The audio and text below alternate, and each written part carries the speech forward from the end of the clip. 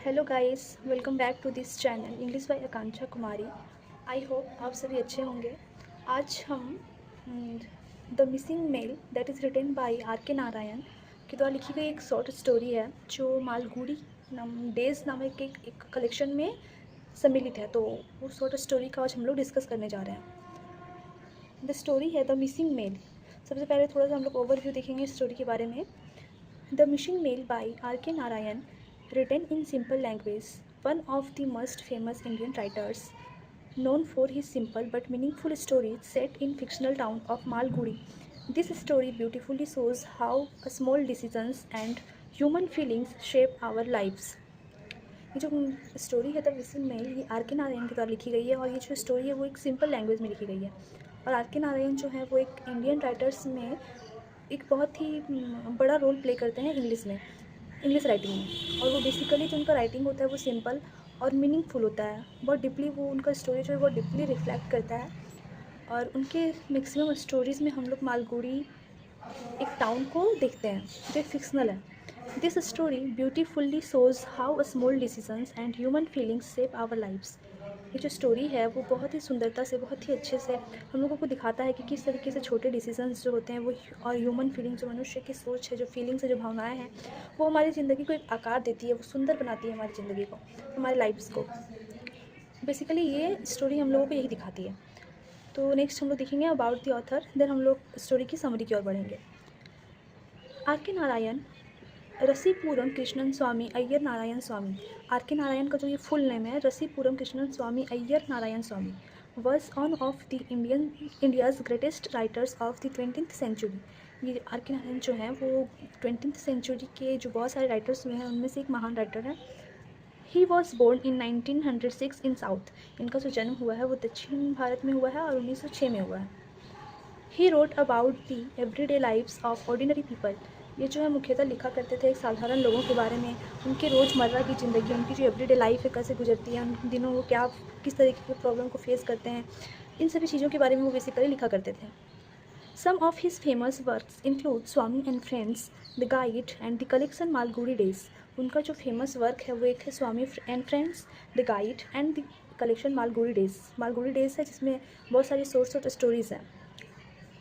He focused on small, meaningful events in life and showed how even simple moments can have deep lessons. उनका जो basically जो उनका जो stories है, जो उनका राइटिंग्स है, वो फोकस करता था स्मॉल, छोटी, मीनिंगफुल इवेंट्स के ऊपर, जिसका जो पूरे अर्थ से मीनिंगफुल हो और छोटी छोटी घटनाएं जो हमारे लाइफ में घटती रहती हैं उन सभी चीज़ों को वो मेनली उनका फोकस होता था उस तो and showed how even simple moments can have deep lessons. और वो ये भी दिखाते हैं इस कहानी के थ्रू कि किस तरीके से छोटी छोटी जो घटनाएं होती हैं, छोटे छोटे मोमेंट्स होते हैं जो हमारी लाइफ में घटती हैं, वो भी कभी कभी हमें एक डीप लेसन दे जाती हैं, बहुत अच्छी अच्छी चीज़ें सिखा जाती है। जैसे कि हम लोग अपने स्कूल डेज़ में देखते हैं, हम लोग बहुत सारे हम लोग अपने फ्रेंड्स के साथ या कहीं पे भी कोई भी चीज़ हम लोग के साथ होती है रोज़मर्रा की ज़िंदगी में, तो हम कुछ ना कुछ कभी ना कभी फेस करते ही हैं। तो उस टाइम हम लोगों को वो चीज़ बहुत छोटी सी लगती है। तो लेकिन जैसे जैसे हमारी लाइफ बढ़ती है, हम लोग मैच्योर होते जाते हैं, तब हम लोगों को फील होता है कि वो जो चीज़ हमारे साथ हुई है इन पास्ट में, वो समथिंग उसमें भी कुछ लेसन है, उससे भी हम लोग कुछ सीख सकते हैं। इस तरीके की चीज़ें को दिखाते हैं वो। ही पास्ड अवे इन 2001। उनका जो डेथ हुआ था वो 2001 में हो चुका था। नेक्स्ट हम लोग देखेंगे summary of the story. The story is set in Malgudi, a small and peaceful town in south India. ये जो स्टोरी है वो मालगुडी में सेट की गई है। ये स्मॉल एंड पीसफुल टाउन, ये जो गांव है, एक विलेज है बेसिकली, वो एक बहुत छोटा सा और पीसफुल, शांति भरा हुआ गांव है जो साउथ इंडिया में लोकेटेड है। बट ये एक फिक्शनल है इस स्टोरी में। A kind and honest postman named Thanappa, he is well known in the town for his honesty. A kind and honest postman, उस गांव में एक पोस्टमैन है जो बेसिकली लेटर्स डिलीवर करता है। पोस्टमैन का काम ही होता है लेटर्स वगैरह को डिलीवर करना। उसका जो नेम है वो ठनप्पा है। कोई कोई इसका प्रोनाउंसिएशन ठनप्पा करता है, कोई कोई थनप्पा करता है, तो आप लोग अपने अकॉर्डिंग देख लेना। मैं यहाँ पे ठनप्पा पढ़ रही हूँ। ही is well known in the town for his honesty, diligence and friendly behaviour. वो जो ठनप्पा है वो बेसिकली अपनी ऑनेस्टी, डिलीजेंस और फ्रेंडली बिहेवियर के लिए जाना जाता है। वो जो गांव में, जिस गांव में वो जो डिलीवर करता है लेटर्स वगैरह को, वहाँ वो काफ़ी सालों से उस लेटर्स को डिलीवर कर रहा होता है, तो वहाँ के लोगों को वो पर्सनली भी बहुत अच्छे से जानता था। यहाँ पे वही दिखाया गया है। उसका जो फ्रेंडली बिहेवियर है वो लोगों को अट्रैक्ट करता है बात करने में, और उसका जो बिहेवियर था वो फ्रेंडली था, वो बहुत अच्छे से बातें भी करता था बहुत सारे लोगों के साथ। तो बेसिकली वो पर्सनली कनेक्टेड हो चुका था, वहाँ से कनेक्ट हो चुका था।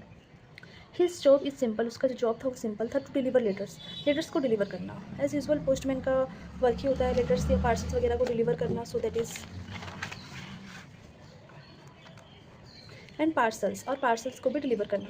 To the people of Malgudi, Malgudi के जो लोग थे उनको लेटर्स और पार्सल्स को डिलीवर करना उसका कार्य था। He knows the residents personally because he has been delivering mail so for many years. वो पर्सनली, जैसा कि मैंने आपको बताया, वो पर्सनली भी वहाँ के लोगों को, वहाँ के रेसिडेंट्स को पर्सनली बहुत अच्छे से जानने लगा था, क्योंकि वो बहुत सालों से वहाँ पर उस गाँव में लेटर्स डिलीवर कर रहा था, जहाँ जिस अकॉर्डिंग जिसको ज़रूरत पड़ती थी। वो सपोज दैट किसी का लेटर्स जो है वो बैड न्यूज़ के साथ आया है, तो उसे सांत्वना भी देता था कि सब ठीक हो जाएगा, टेंशन की कोई बात नहीं। इस तरीके से जहाँ जैसी ज़रूरत पड़ती थी वो उस तरीके से वहाँ लोगों के साथ बातें करता था, और इस तरीके की बात करने के लिए वो ज़्यादा कनेक्टेड हो गया था पीपल के साथ। He is not just a postman, वो सिर्फ एक पोस्टमैन नहीं था, but a trusted member of the community. उस जो कम्युनिटी था वहाँ पे उस गाँव में, वहाँ का एक ट्रस्टेड मेम्बर बन चुका था वो। Among the many families a particular family live there, उस परिवार के बीच, वहाँ पे जो बहुत सारे परिवार थे उनके बीच एक विशेषकर एक पार्टिकुलर फैमिली रहता था। उसका वहाँ जो पार्टिकुलर वो जो फैमिली था उसके फादर का नाम था, मतलब वहाँ जो मेन फैमिली मेम्बर जो होते हैं उसका नाम था रामानुजन। ही इज़ वेल रिस्पेक्टेड मैन, वो बहुत ही रिस्पेक्टेड मैन थे उस सोसाइटी के, उस गाँव के। ही हैज़ अ डॉटर, उसकी एक बेटी थी, नेम था कामाक्षी। ओवर टाइम बीतने के साथ साथ the family is busy arranging Kamakshi's marriage, वो जो परिवार था वो बिजी हो गया है। किस चीज़ में बिजी हो गया है? कामाक्षी के मैरिज में। वो जो अपनी बेटी, उसकी बेटी जो है वो बड़ी हो चुकी है अब, और वो अपनी बेटी की शादी करवाने में, उसके लिए लड़का अरेंज करने में, उस चीज़ में वो बिजी हो चुका है। This involves many letters, discussions and telegrams. ये जो कामाक्षी का जो मैरिज हो रहा है उसमें जो अरेंज करना है लड़का, तो उस समय उस वक्त तो फ़ोन वगैरह नहीं चला करते थे, तो टेलीग्राम्स या फिर लेटर्स वगैरह के थ्रू ही बातचीत होता था कि लड़की पसंद हुआ या नहीं, लड़का पसंद हुआ या नहीं, और जो भी शादी वगैरह से रिलेटेड जो बातें होती हैं आप लोग समझ ही सकते हो। तो उससे रिलेटेड जो डिस्कशंस होता था वो लगभग टेलीग्राम्स और लेटर्स के थ्रू ही बातें होती थी बिटवीन डिफरेंट फैमिलीज। जो भी लोग आते थे जाते थे, या फिर किसी के थ्रू जो रिश्ता करवाया जाता है उस सब को लेकर के जो डिस्कशंस होता था वो बेसिकली लेटर्स और टेलीग्राम्स के थ्रू होता था। Thanappa has been delivering letters related to Kamakshi's marriage for some time and he knows how important this is.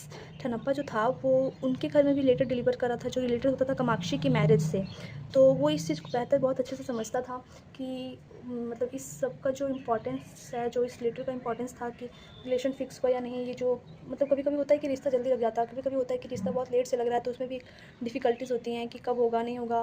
Parents को ज़्यादा ये टेंशन होता है ये सब चीज़ को लेकर के, तो ये जो ठनप्पा है वो अच्छे से समझता था। Kamakshi's marriage fixes one day, Kamakshi का जो मैरिज था वो एक दिन फिक्स हो गया। Everything seems fine until one day, इसका जो मैरिज था वो फिक्स होने के बाद जैसे सब कुछ लग रहा था उसके पेरेंट्स को कि मतलब सब कुछ सही चल रहा है, अब सब कुछ सही से हो जाएगा। But one day a serious event happens, लेकिन एक दिन एक घटना हो गया। Ramanujan uncle suddenly falls gravely ill, Ramanujan के जो अंकल थे वो अचानक से बहुत ही सीरियस हो गए, बहुत बीमार हो गए, गंभीर रूप से बीमार हो गए। The situation becomes worse when the uncle passes away, situation जो थी उस समय जो उनकी हालत बहुत ख़राब थी, बहुत गंभीर थे, उस समय वो और ख़राब हो गई जब उसके अंकल जो है वो गुजर गए, उनका डेथ हो गया। तो but the problem is that the news of his death was suppose to reach Ramanujan immediately through a telegram. जो प्रॉब्लम तब शुरू हुई थी मेनली जब उनका जो डेथ का जो न्यूज़ था वो बेसिकली रामानुजन तक इमीडिएटली बहुत पहुंचा दिया गया था, लेटर्स के थ्रू या टेलीग्राम के थ्रू कह सकते हैं, तो पहुंचा दिया गया था। Which a part of Thanappa's job to deliver, और ये जो टेलीग्राम था वो तो पोस्ट ऑफिस में आ चुकी थी, वहाँ जहाँ वो लेटर्स लेकर के डिलीवर करता था, तो यहाँ से अब ठनप्पाज की ड्यूटी थी कि ये जो लेटर है, ये जो टेलीग्राम है वो रामानुजन तक पहुँचा दी जाए।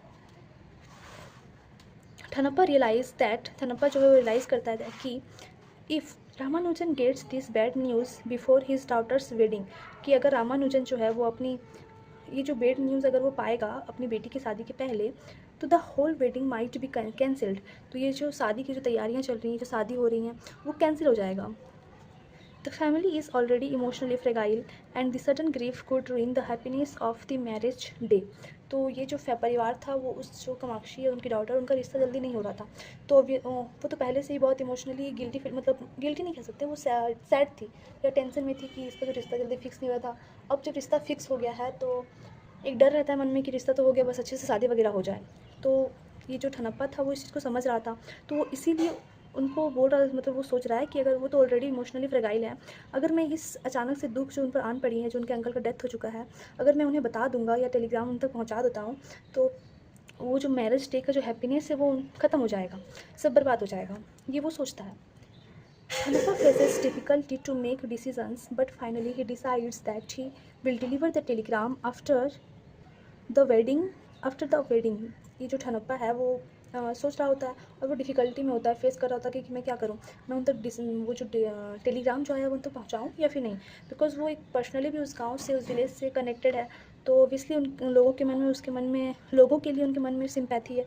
तो वो सोच रहा है कि मैं क्या करूँ, लेकिन वो finally he decides that he will deliver the Telegram after the wedding. लेकिन वो फाइनली डिसाइड करता है कि वो जो वेडिंग के बाद वो उस टेलीग्राम को पहुँचा देगा, डिलीवर कर देगा।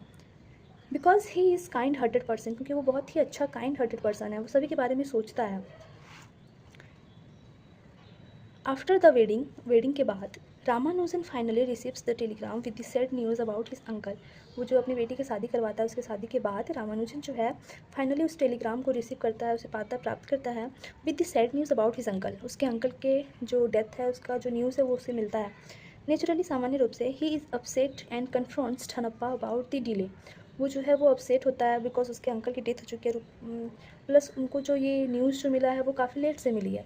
तो इस वजह से भी वो जो ठनप्पा से है वो बहुत गुस्सा होता है कि तुमने इस लेटर को डिले से पहुंचाया। But Thanappa admits his actions honestly. लेकिन ठनप्पा जो है वो एक काइंड हार्टेड पर्सन है, ऑनेस्ट है, तो वो एडमिट करता है ऑनेस्टली अपने एक्शन को कि उसने यह कार्य क्यों किया। He tells Ramanujan that he chose to delay the delivery because he felt it was the right thing to do। वो बताता है रामानुजन को कि उसने डिले करना चूज़ किया डिलीवरी को, because he felt it was the right thing to do, क्योंकि उसे लग रहा था कि यही करना सही होगा उस समय। To let the family celebrate their daughter's marriage without grief, क्योंकि वो बोला, मतलब वो रामानुजन को बता रहा है कि उसने उस वक्त यही सही समझा कि उनको ये जो न्यूज़ है वो ना बताया जाए, क्योंकि उस वक्त उनकी जो डॉटर है उनका शादी चल रहा है, मैरिज चल रहा है। तो उस वक्त इस चीज़ को, ये चीज़ बता करके उनकी जो डॉटर की जो मैरिज हो रही है वो ख़राब नहीं करना चाहता था, ये उन्हें बताता है। Ramanujan gets angry but thinks deeply. Ramanujan जो है बहुत गुस्सा होता है कि उसके अंकल के बारे में उन्हें पता नहीं चला, लेकिन वो बहुत डीपली फिर सोचता है। ही अंडरस्टैंड्स, वो समझता है ठनप्पाज इंटेंशन, वह ठनप्पाज के इंटेंशन को समझता था कि उसने ये किस लिए किया होगा। So he doesn't report to the authorities against Thanappa. और फिर वो जो रामानुजन है वो ठनप्पाज के अगेंस्ट, उसके जो हाई अथॉरिटीज़ हैं, उसके जो अपर पोस्ट में जो काम करने वाले हैं, ऑफिसर्स वगैरह हैं, उनको जो है वो ठनप्पाज के अगेंस्ट में रिपोर्ट नहीं करता है कि उसने मेरा जो टेलीग्राम है वो लेट से पहुंचाया, बिकॉज इसका बिहेवियर सभी गाँव वालों को पता था। और बेसिकली वो तो इसी गांव में रहता था रामानुजन, और एक रिस्पेक्टेड फैमिली से बिलोंग करता था, तो वो इस चीज़ को समझ गया था। तो इस वजह से भी वो उसे नहीं बताया, उसके अथॉरिटीज़ को कंप्लेन नहीं किया। R K Narayan shows us through this story. R K Narayan जो है इस कहानी के थ्रू हम लोगों को दिखाते हैं how ordinary people face moral dilemmas in everyday life, कि किस तरीके जो साधारण लोग भी जो हैं वो मॉरल डिलेमाज को फेस करते हैं इन एवरीडे लाइफ। रोज़मर्रा की ज़िंदगी में जो थोड़ी मोड़ी प्रॉब्लम्स को हम लोगों को फेस करना पड़ता है, डिलेमाज होती हैं, उसको वो किस तरीके से फेस करते हैं। But thoughtful decisions often reflect true humanity. लेकिन जो थॉटफुल डिसीजंस जो होते हैं, जो सही तरीके से हम लोग सोचते हैं, डिसीज़न लेते हैं, इस तरीके की जो डिसीज़न होती हैं वो ट्रू ह्यूमैनिटी को रिफ्लेक्ट करता है। वो दिखाता है कि कभी कभी छोटे डिसीजंस जो हम लोग खुद लेते हैं वो भी कभी कभी बहुत ही अच्छा साबित होता है अपने लिए भी और दूसरों के लिए भी। तो बेसिकली यही था हमारा story the missing mail by R K Narayan. और ये जो स्टोरी है ये पर्सनली मुझे बहुत अच्छी लगी, और कमेंट में आप बताइएगा कि आपको ये जो स्टोरी है वो कैसी लगी। So thank you guys. अगर वीडियो अच्छी लगी हो तो प्लीज़ लाइक कीजिएगा। मैं सब्सक्राइब करने के लिए नहीं कहूँगी, क्योंकि अगर अच्छी लगेगी तो आप ऑलरेडी सब्सक्राइब कर देंगे। So thank you again.